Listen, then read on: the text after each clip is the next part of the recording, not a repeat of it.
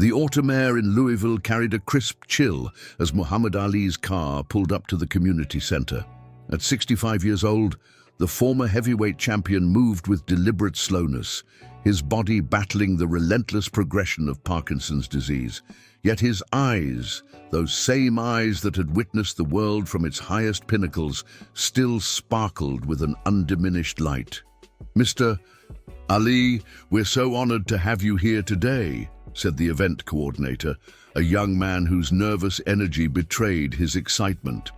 The Muhammad Ali Center's annual fundraiser had drawn hundreds of supporters, but none shone brighter than the man himself. If this story has made you feel something, no matter how small, don't leave without giving back. Comment and tell me where you're watching this video from, and subscribe to the channel. Ali nodded with the gentle dignity that had become his hallmark in later years. His wife, Lonnie, squeezed his arm supportively as they made their way through the crowd. Though his voice had been diminished to a whisper, his presence spoke volumes. People parted respectfully, many reaching out just to touch the sleeve of his suit jacket, as if confirming that the legend still walked among them. It was during the reception that Ali first noticed her. A young woman, perhaps in her early 30s, standing alone by the photograph display. Something about her posture, the way she held her chin slightly elevated while studying the images of Ali's historic fights, caught his attention. She wasn't seeking introductions or taking selfies like the others. Instead, she seemed absorbed in the history before her, occasionally wiping away tears that she tried to conceal. "Who is that?" Ali asked Lonnie, his words coming slowly but with unmistakable curiosity. Lonnie followed his gaze. "I don't know, honey. Would you like to meet her?" Ali nodded, and Lonnie guided him toward the mysterious woman. As they approached, she turned, and for a moment, Ali felt a jolt of recognition so powerful that it temporarily steadied his trembling hands. Her eyes, they carried a shadow of something from the past, something he couldn't immediately place, but felt deep in his bones. "Hello," Lonnie said warmly. "I'm Lonnie Ali, and this is my husband, Muhammad. He noticed you looking at the photographs." The woman's composure faltered. "I'm Sarah Johnson," she replied, her voice barely audible over the buzz of the crowd. "It's an honor, Mr. Ali, truly an honor." Ali studied her face intently. There was something there, a ghost of a memory, a connection he couldn't articulate but felt with certainty. He gestured toward the photographs she'd been examining. "My grandfather," she said, understanding his unspoken question. "He told me stories about you my whole life."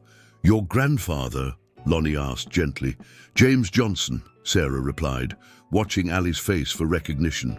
"He was a janitor at the Columbia Gym in Louisville in 1954. The name didn't immediately register with Lonnie, but she saw her husband's eyes widen slightly, a tremor passing through him that had nothing to do with his illness.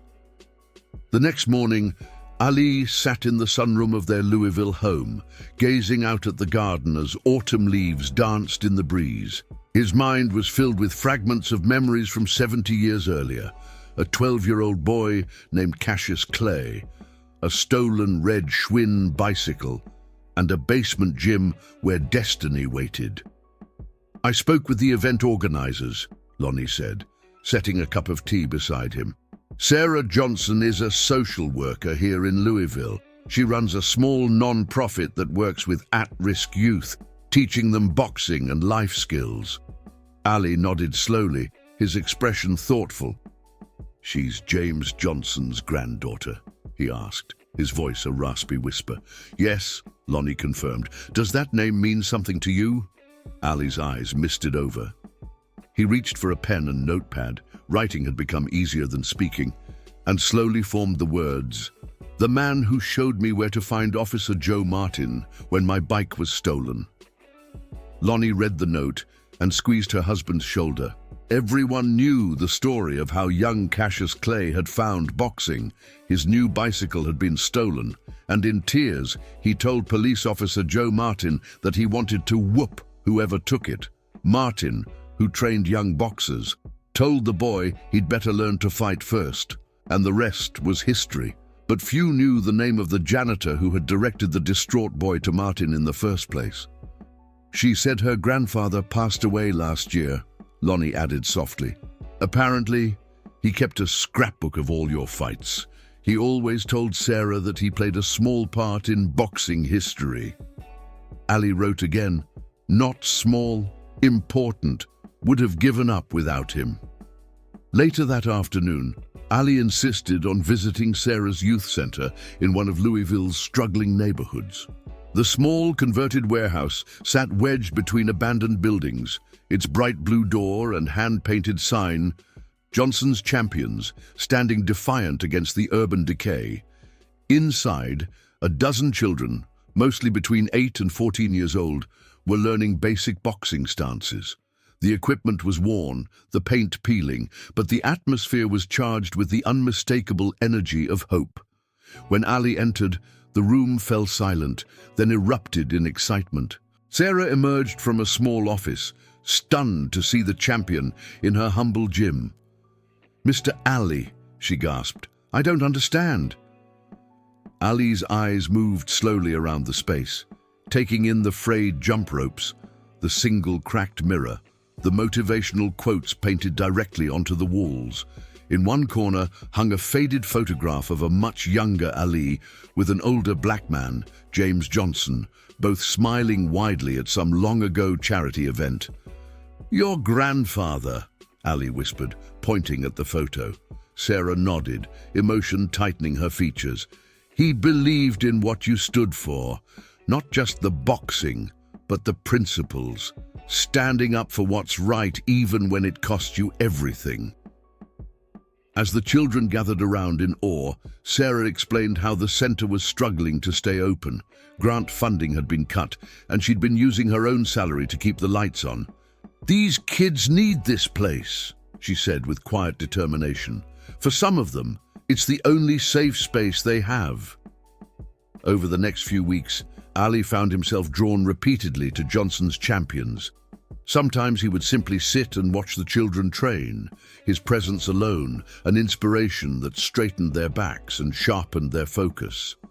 Other times, he would demonstrate a jab in slow motion, his movements limited, but his technique still perfect. Sarah shared stories her grandfather had told her, how he'd watched young Cassius Clay transform from an angry boy to a disciplined fighter, how he'd swept the gym floors after hours so the boy could get extra training time, how he'd attended every local fight, believing from the beginning that he was witnessing the birth of greatness. "Grandpa said you gave him tickets to the Liston fight," Sarah said one afternoon as they watched the children practice. "He said it was the greatest night of his life." Ali nodded, remembering the shocked faces when he'd defeated the seemingly invincible Sonny Liston in 1964. He scribbled on his notepad, "Your grandfather believed when others didn't." As autumn deepened into winter, Ali learned more about Sarah's struggle to keep the center running. A developer wanted to buy the building for a fraction of its worth. The heating system was failing.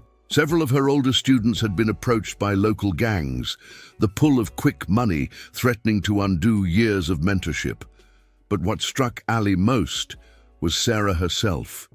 Despite every obstacle, she carried the same quiet dignity he remembered in her grandfather, a man who had cleaned floors for a living but walked with his head high, who had treated a distraught 12-year-old boy's missing bicycle as a matter of urgent importance. One evening, as snow began to fall outside the center's windows, Ali watched Sarah working with a particularly difficult boy. The child was all anger and sharp edges, lashing out with poor technique but undeniable power. Sarah wasn't intimidated by his outbursts. Instead, she redirected his energy with firm compassion, much as Joe Martin had once done for a young Cassius Clay. "He reminds me of you," Lonnie commented, following her husband's gaze. "Oh, all that raw talent and fire." Ali's eyes crinkled in agreement. That night, back at home, he made a decision. On a bright January morning, Ali asked Lonnie to arrange a meeting with their financial advisors and attorneys. For hours, they worked through paperwork, Ali insisting on understanding every detail, despite the fatigue that increasingly plagued him. 2 days later, he returned to Johnson's Champions with Lonnie and a small team from his foundation. Sarah was in the middle of a lesson when they arrived, teaching the children about Ali's rope-a-dope strategy against George Foreman. "Mr. Ali," she greeted him warmly, "we weren't expecting you today." Ali gestured toward the chairs along the wall, indicating that he wanted Sarah to sit with him. When she did, Lonnie handed her an envelope. "Muhammad wanted to give you this personally," Lonnie explained. Sarah opened the envelope and pulled out a letter. As she read, her hands began to tremble, and tears welled in her eyes. "I don't understand," she whispered, looking up at Ali. "This says $1 million. Ali nodded slowly, his eyes bright with purpose. "But why?" Sarah asked, overwhelmed. Ali took his notepad and carefully wrote a message, taking his time with each word. When he finished, he handed it to Sarah. She read aloud, "A red bicycle led me to boxing. Your grandfather led me to the bicycle. Now I lead these children to you. The circle is complete." Sarah covered her mouth, tears flowing freely now. "My grandfather never wanted recognition. He always said he was just doing his job that day." Ali wrote again, "The smallest kindness can change the world." The donation came with provisions. The center would be expanded, properly equipped, and renamed Johnson Ali Champions. A foundation would be established to ensure its continued operation for decades to come. Several of Ali's boxing memorabilia would be displayed alongside James Johnson's photograph, acknowledging the crucial role of the unsung janitor in the champion's story. As word of the donation spread throughout the community, more volunteers came forward.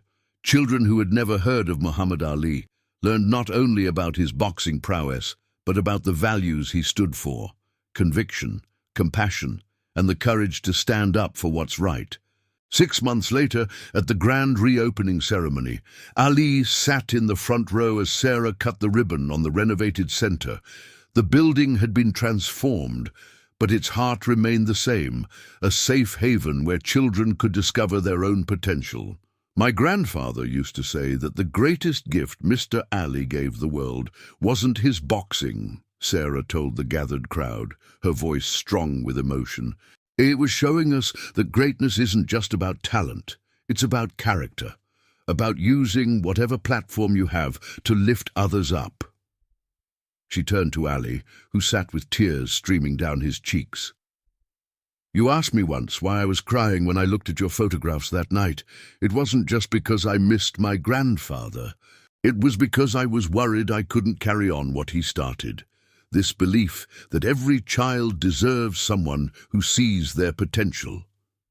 Ali reached for her hand, holding it with all the steadiness he could muster.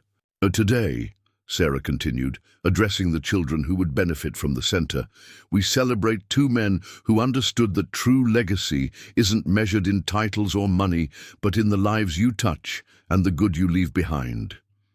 Later, as Ali prepared to leave, the young boy who reminded him so much of himself approached nervously. "Mr. Ali," he said, "Miss Sarah says I might be a champion someday." Ali looked into the boy's eyes and saw what Joe Martin had seen in him all those years ago, not just talent, but possibility. With tremendous effort, he spoke 3 words that had defined his life: "Impossible is nothing." If you've made it this far and felt every word, won't you leave without subscribing? I tell these stories with my heart in my hand to reach people like you, who feel, who get emotional, who live. If this truly touched you, give back, comment, subscribe. Come be part of this family with me until the next video.